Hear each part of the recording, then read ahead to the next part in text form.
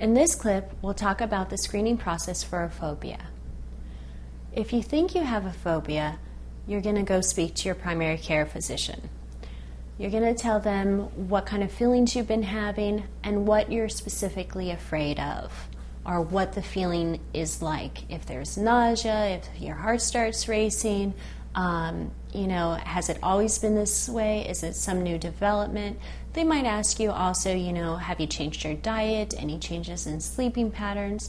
A whole bunch of questions to basically help narrow down what the exact thing is that's going on.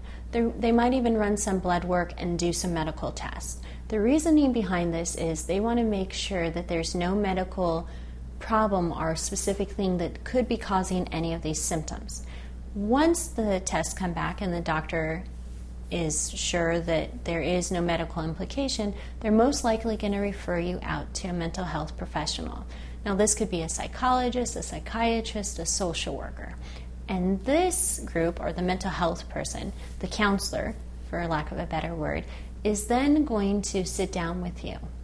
And they're going to be able to then ask you even more questions about how you might tell if this is a phobia or not. One of the main things you got to remember is a phobia is something that is irrational, that there is no real danger involved at that specific moment.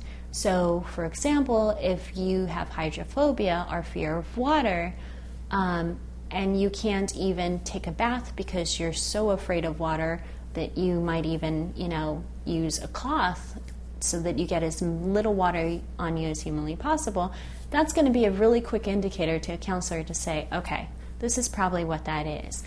That's a really specific and easy one. Again, if it's just a whole bunch of different feelings and it's nothing really specific that triggers it, it's not one person, one place, or one thing, it's a little trickier. But what you can expect is that the counselor is going to talk you through what happens when you feel this, or what are you doing at this time when this panic attack happens? How many times has it happened? And basically, they're there to try and help you. They want to narrow down, all the possibilities and give you something so that you can start working on, okay, what do I do next time I'm in this situation, and how do I start to feel better?